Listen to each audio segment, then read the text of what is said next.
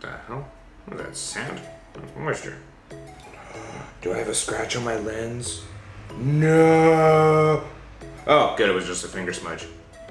Who's been touching my lenses?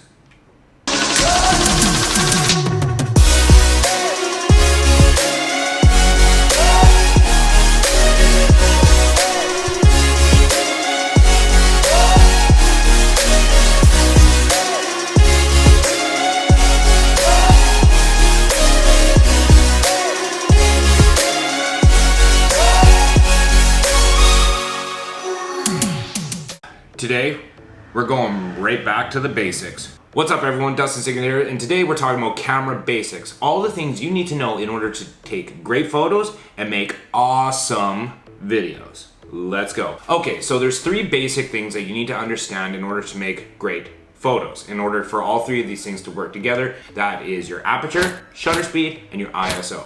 They all intertwine together in order for photography to become photography, in order to make good photos. Let's start with aperture. Now what aperture is also referred to as your f-stop on your lens. Now different lenses have different apertures. For example, this lens has a f-stop of 2.8.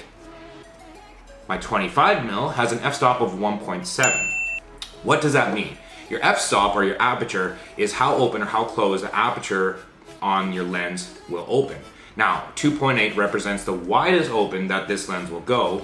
Or you could crank that up to the other side, which is like 22, 21, 20, which is super closed. The iris on that lens is just opened up just a little bit. Now, what does that do for your photos? Now, with your aperture being wide open, that creates a shallow depth of field. And it also creates bokeh, which is the blurred out background or foreground. Now, if you were to have your f-stop at the highest possible, this would be something I typically use for portraits, where I want my subject clear and focused, but I want that background blurred out. I want to isolate my subject or isolate whatever I'm taking a photo of. So I want my aperture wide open. Now, on the other end of that, if I were to close up my aperture to f5, 6, 7, or even 22, you would typically use this for landscape photography because you want everything in the distance nice and clear and crisp and in focus. Going on to shutter speed. Shutter speed is how fast that shutter or the mirror in your camera is snapping the photo. So your standard shutter speed for a typical normal motion blur in photos, standard shutter speed would be 1/250th of a second. Now you can crank that a lot faster if you're doing like action photography or sport photography where you want to isolate and freeze frame everything that's in motion, just snap that quick split second where everything is perfectly still and there's no motion blur. You would crank that to 1/1000th of a second or 1/2000th of a second.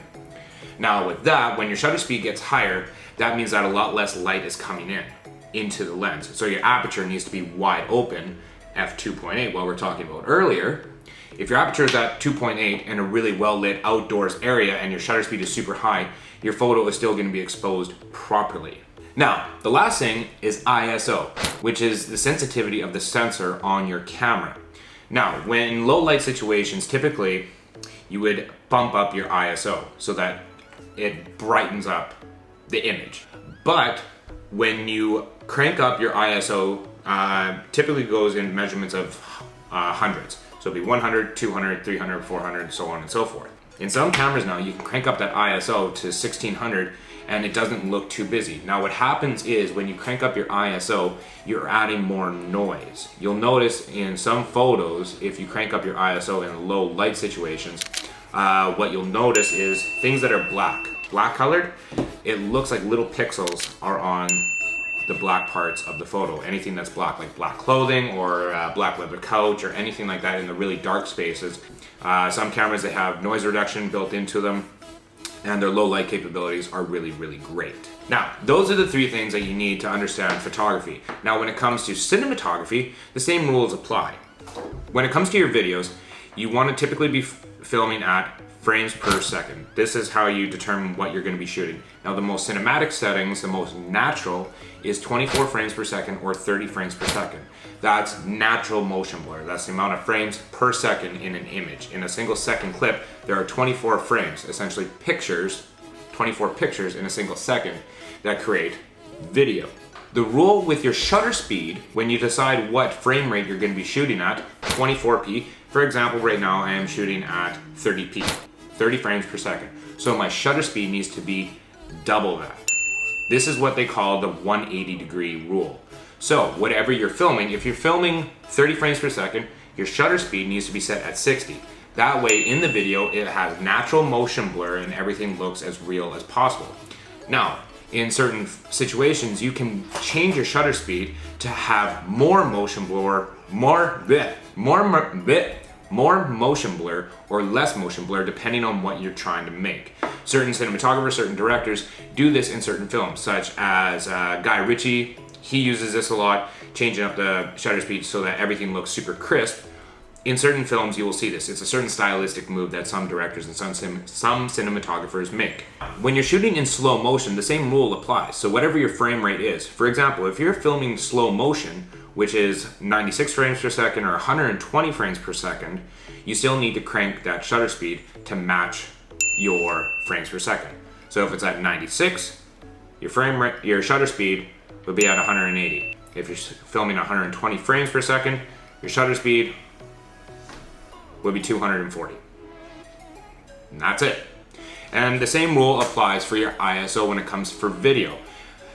If you're filming at night, typically you want to use a spotlight or some kind of key light in order to light your scene. But if that isn't an option, if you're just filming indoors and there's no light, you can adjust your ISO a little bit higher to brighten up the image. But as I mentioned for photos, the same thing happens for video.